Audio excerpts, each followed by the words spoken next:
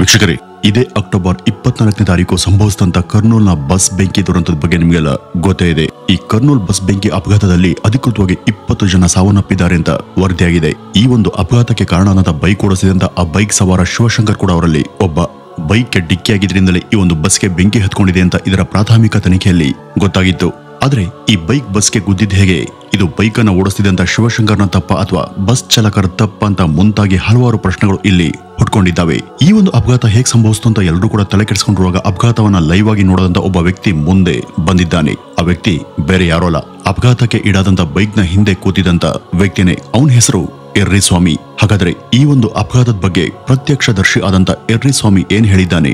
ಶಿವಶಂಕರ್ನ ಜೊತೆ ಈ ಎರ್ರಿಸ್ವಾಮಿ ಕೂಡ ಬೈಕ್ ನಲ್ಲಿ ಇದ್ರು ಅಷ್ಟು ದೊಡ್ಡ ಅಪಘಾತದಿಂದ ಶಿವಶಂಕರ್ ಸತ್ರೆ ಈ ಎರ್ರಿಸ್ವಾಮಿಗೆ ಮಾತ್ರ ಯಾವುದೇ ತರಹದ ದೊಡ್ಡ ಗಾಯಗಳು ಯಾಕೆ ಆಗ್ಲಿಲ್ಲ?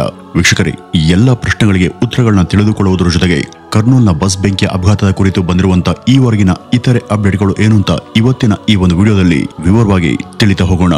ಕರ್ನೂಲ್ ಬಸ್ ಬೆಂಕಿ ಅಪಘಾತದ ತನಿಖೆ ಭಾಗವಾಗಿ ಪೊಲೀಸರಿಗೆ ಸಿಸಿಟಿವಿ ದೃಶ್ಯಾವಳಿಯೊಂದು ಸಿಕ್ಕಿದೆ. ಆ ಒಂದು ವಿಡಿಯೋದಲ್ಲಿ ಬೈಕ್ ಅನ್ನು ಓಡಿಸ್ತಿರುವಂತಹ ವ್ಯಕ್ತಿ ಹೆಸರು ಶಿವಶಂಕರ್ ಅಂತ ತನಿಖೆಯಲ್ಲಿ ಗೊತ್ತಾಗಿದೆ.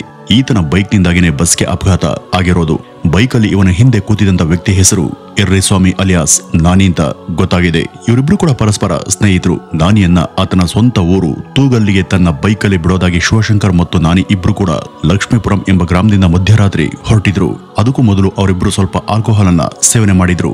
ಇಲ್ಲಿಯ ದೊಡ್ಡ ತೇಕೂರಿನ ಬಳಿ ಇರುವಂತ ರೇಣುಕಾ ಯಲ್ಲಮ್ಮ ವೈನ್ಸ್ ನಲ್ಲಿ ಅವರು ಮದ್ಯವನ್ನ ಖರೀದಿ ಮಾಡಿದ್ರು. ಶಿವಶಂಕರ್ ಅನ್ನುವಂತ ಈ ವ್ಯಕ್ತಿ ಮದ್ಯದ ಅಮಲ್ನಲ್ಲಿ ಬೈಕ್ ಅನ್ನ ಓಡಿಸಿದ್ದಾನೆ ಅಂತ ಪೊಲೀಸರು ಕೂಡ ದೃಢಪಡಿಸಿದ್ದಾರೆ. ನಂತರ ಸುಮಾರು ಮಧ್ಯರಾತ್ರಿ 2 ಗಂಟೆ ಸುಮಾರಿಗೆ ಊಲಿಕೊಂಡದ ಬಳಿ ಇರುವಂತಹ ಒಂದು ಪೆಟ್ರೋಲ್ ಬಂಕ್ ನಲ್ಲಿ ಅವರು 300 ರೂಪಾಯಿಗೆ ಪೆಟ್ರೋಲ್ ಅನ್ನ ಹಾಕಿಸಿದ್ದಾರೆ. ಇಲ್ಲಿ ರೆಕಾರ್ಡ್ ಆದಂತಹ ಸಿಸಿಟಿವಿ ದೃಶ್ಯಾವಳಿ ಈಗ ಈ ಇಡೀ ಪ್ರಕರಣದಲ್ಲಿ ಪ್ರಮುಖ ಸಾಕ್ಷಿಯಾಗಿದೆ. ಯಾಕೆಂದ್ರೆ ಇದು ಕ್ರಿಮಿನಲ್ ತನಿಖೆ. ಹಾಗಾಗಿ ಮದ್ಯವನ್ನ ಸೇವಿಸಿ ಬೈಕ್ ಓಡಿಸಿದ್ರಿಂದಾನೆ ಈ ಒಂದು ಅಪಘಾತ ಆಗಿರೋದು ಅಂತ ಪೊಲೀಸರು ಮೃತ ಶಿವಶಂಕರ್ನ ವಿರುದ್ಧ ಪ್ರಕರಣವನ್ನ ದಾಖಲು ಮಾಡಿಕೊಂಡಿದ್ದಾರೆ. ಮತ್ತೆ ಈ ಒಂದು ಪ್ರಕರಣವನ್ನು ದಾಖಲು ಮಾಡಿದವರು ಯಾರು ಗೊತ್ತಾ?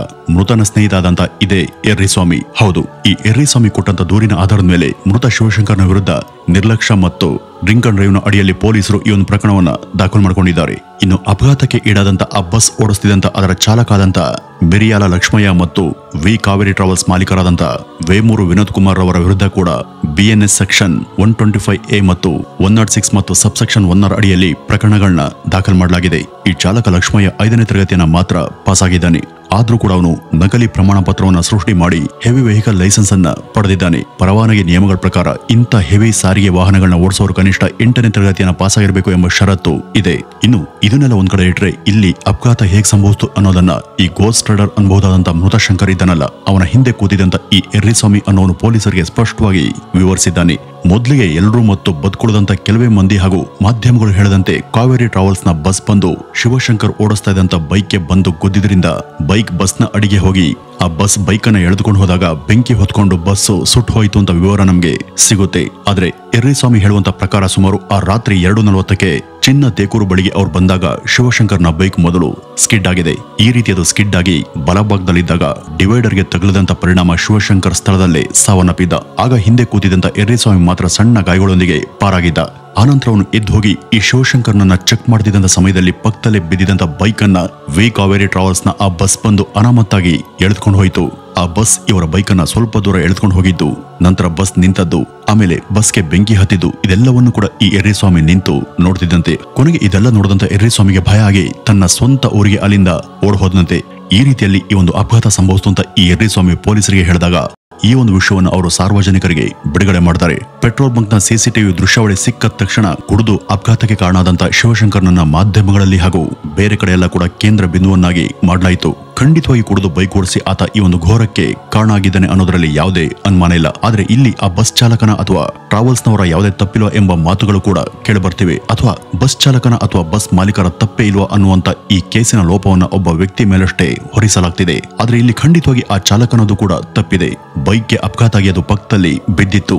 ವರದಿಗಳ ಪ್ರಕಾರ ಅದು ಪಲ್ಸರ್ ಬೈಕ್ ಅಂತ ಗೊತ್ತಾಗಿದೆ. ಮತ್ತೆ ಅಲ್ಲಿ ಹೊತ್ತಿ ಹೊರದಂತ ಆ ಒಂದು ಖಾಸಗಿ ಬಸ್ ಕೂಡ ಸಾಮಾನ್ಯ ಬಸ್ ಅಲ್ಲ, ಅದನ್ನ ಸ್ಕೇನಿಯಾ ಬಸ್ ಅಂತ ಕರೀತಾರೆ. ಆ Scania bus high intensity LED light ಗಳನ್ನ ಹೊಂದಿರುತ್ತೆ.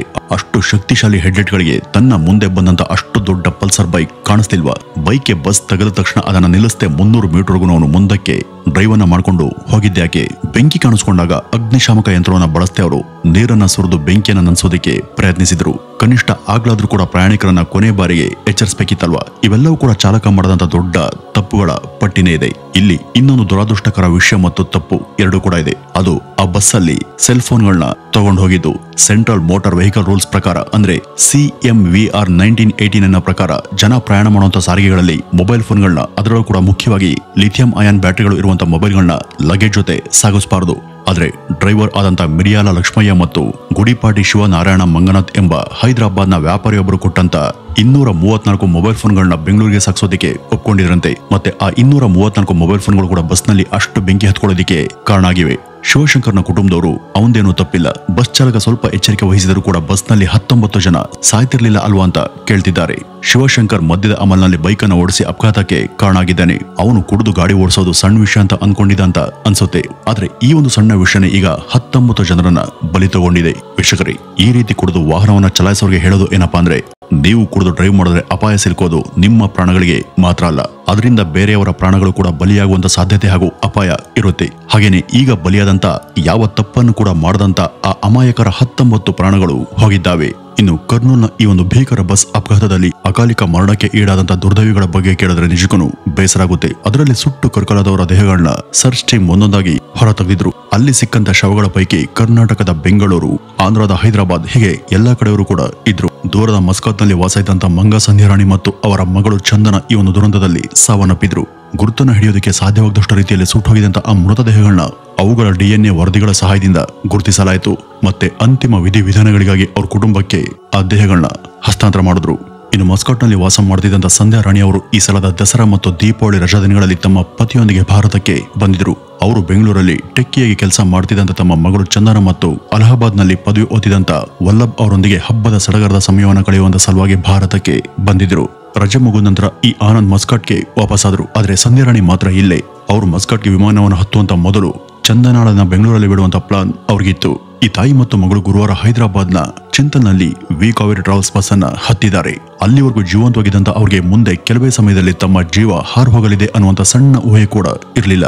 ಇನ್ನು ಇದ್ರ ಮಧ್ಯೆ ಇನ್ನೊಬ್ಬ ತಾಯಿ ಮಗುವಿನ ಕರ್ಕಲಾದಂತ ದೇಹಗಳು ಪತ್ತೆಯಾಗಿದ್ದು ಆ ತಾಯಿಯ ಪುಟ್ಟ ಮಗು ಮಾನ್ವಿತಾ ಅಂತ ಗೊತ್ತಾಗಿದೆ. ಬೆಂಕಿ ಹೊತ್ಕೊಂಡಾಗ ತನ್ನ ಮಗುವಿಗೆ ಏನು ಕೂಡ ಆಗದಿರಲಿ ಅಂತ ಆಕೆ ಮಗುವನ್ನ ಎದೆಗೆ ಔಚಿ ತಬ್ಬಿ ಹಿಡಿದಿದ್ದಾರೆ. ಕೊನೆ ಕ್ಷಣದವರೆಗೂ ಅವರು ತಮ್ಮ ಆ ಒಂದು ಭಂಗಿಯನ್ನ ಎಷ್ಟೇ ಉರಿ ತಾಗೋದ್ರೂ ಕೂಡ ಬದಲಿಸಿಲ್ಲ. ತಾಯಿಯೊಬ್ಳು ತನ್ನ ಮಗುವಿನ ರಕ್ಷಣೆಗಾಗಿ ಯಾವ ಹಂತಕ್ಕೆ ಬೇಕಾದ್ರೂ ಹೋಗ್ತಾಳೆ ಅನ್ನೋದಕ್ಕೆ ಇದಕ್ಕಿಂತ ತಾಜಾ ಸಾಕ್ಷಿ ಬೇರೆ ಬೇಕಿಲ್ಲ ಅಂತ ಅನ್ಸುತ್ತೆ. ತಾಯಿ ಮಗುವಿನ ಶವಗಳು ಪರಸ್ಪರ ಆಲಂಗಿಸಿಕೊಂಡಂತ ಭಂಗಿಯಲ್ಲಿ ಸಿಕ್ಕಿದ್ದಾವೆ. ಇನ್ನು ಈ ಒಂದು ದುರಂತದಲ್ಲಿ ಬದುಕಿ ಉಳಿದಂತ 12 ಜನ ಗಂಭೀರ ಗಾಯಗಳೊಂದಿಗೆ ಆಸ್ಪತ್ರೆಗೆ ದಾಖಲಾಗಿದ್ರು. ಆಂಧ್ರ ಪ್ರದೇಶ ಸರ್ಕಾರ ಇದರ ಜವಾಬ್ದಾರಿ ತಾನೇ ವಹಿಸಿಕೊಂಡು ಮೃತರ ಕುಟುಂಬಕ್ಕೆ ತಲಾ 5 ಲಕ್ಷ ರೂಪಾಯಿ ಹಣದ ಪರಿಹಾರವನ್ನ ಘೋಷಿಸಿತು. ಹಾಗೂ ಚಿಕಿತ್ಸೆ ಪಡೆಯುತ್ತಿರುವಂತಹ ಗಾಯಾಳುಗಳಿಗೆ ತಲಾ 2 ಲಕ್ಷ ರೂಪಾಯಿ ಹಣವನ್ನ ವಿತರಿಸಿದೆ. ಇನ್ನು ಈ ಟ್ರಾವೆಲ್ಸ್ಗಳಲ್ಲಿ ಇನ್ನೂ ಕೂಡ ಒಂದು ದೊಡ್ಡ ದಂಧೆ ನಡೀತಾ ಇದೆ. ಅದೇನಪ್ಪ ಅಂದ್ರೆ, ಈ ಬಸ್ಗಳನ್ನ ಬೇರೆ ರಾಜ್ಯಗಳಲ್ಲಿ ಮತ್ತು ಕೇಂದ್ರಾಡಳಿತ ಪ್ರದೇಶಗಳಲ್ಲಿ ನೋಂದಾಯಿಸಿ ಇಲ್ಲಿ ಓಡಿಸ್ತಾರೆ. ಏಕೆಂದ್ರೆ ಅಲ್ಲಿ ಕಡಿಮೆ ತೆರಿಗೆಗಳ ಜೊತೆಗೆ ಅಂತ ಕಟ್ಟುನಿಟ್ಟಿನ ಇನ್ಸ್ಪೆಕ್ಷನ್ಗಳೇನು ನಡೆಯೋದಿಲ್ಲ. ಹಾಗೆ ಸೀಟರ್ ಕೋಚ್ಗಳನ್ನ ಕೇಂದ್ರಾಡಳಿತ ಪ್ರದೇಶದಲ್ಲಿ ಮತ್ತು ವಿವಿಧ ರಾಜ್ಯಗಳಲ್ಲಿ ನೋಂದಾಯಿಸಿಕೊಂಡು ಇಲ್ಲಿಗೆ ತಂದು ಅವುಗಳನ್ನ ಮರುರೂಪಿಸಿ ಅಂದ್ರೆ ಅವುಗಳನ್ನ ರಿಮಾಡೆಲಿಂಗ್ ಮಾಡಿ ಸ್ಲೀಪರ್ ಕೋಚ್ಗಳಾಗಿ ಪರಿವರ್ತಿಸಲಾಗುತ್ತೆ. ಈ ರೀತಿ ಮಾಡೋದ್ರಿಂದ ಬಸ್ಸಿನ ಸುರಕ್ಷತೆ ಅಪಾಯಕ್ಕೆ ಸಿಲುಕುತ್ತೆ. ಕರ್ನೂಲ್ ಬಸ್ ಬೆಂಕಿ ಅಪಘಾತದಲ್ಲೂ ಕೂಡ ಇದೇ ಆಗಿರೋದು. ನಮ್ಮ ದೇಶದಲ್ಲಿ ಈ ಕೆಲ ಖಾಸಗಿ ಬಸ್ ಟ್ರಾವೆಲ್ಸ್ ಏಜೆನ್ಸಿಯವರು ಮಾಡ್ತಾ ಇರುವಂತಹ ಇಂಥ ದರಿದ್ರ ದಂಧೆಗಳಿಂದಾಗಿ ಅಮಾಯಕರ ಜೀವಗಳೇ ಬಲಿಯಾಗ್ತಿದ್ದಾವೆ. ಯಾವ ಬಸ್ ಚಾಲನೆಗೆ ಯೋಗ್ಯ ಅಲ್ಲ ಅಂತ ಕಂಡುಬರುತ್ತೋ ಅಂತ ಬಸ್ ಹಾಗೂ ಅದರ ಮಾಲೀಕರ ಮೇಲೆ ಕಠಿಣ ಕ್ರಮವನ್ನ ಜಾರಿ ಮಾಡಬೇಕು. ನಮ್ಮ ರಾಜ್ಯದಲ್ಲಿ ಕರ್ನೂಲ್ ಮಾದರಿಯ ದುರಂತ ಸಂಭವಿಸುವಂತ ಮುನ್ನ ನಮ್ಮ ಅಥಾರಿಟಿಗಳು ಕೂಡ ಈ ಒಂದು ನಿಟ್ಟಿನಲ್ಲಿ ಎಚ್ಚೆತ್ತುಕೊಳ್ಳಬೇಕಾದಂತ ಅನಿವಾರ್ಯತೆ ಇದೆ ಅಂತ ಹೇಳ್ತಾ ಇವತ್ತಿನ ಈ ಒಂದು ವಿಡಿಯೋವನ್ನ ಇಲ್ಲಿಗೆ ಮುಗಿಸೋಣ. ನಮಸ್ಕಾರ.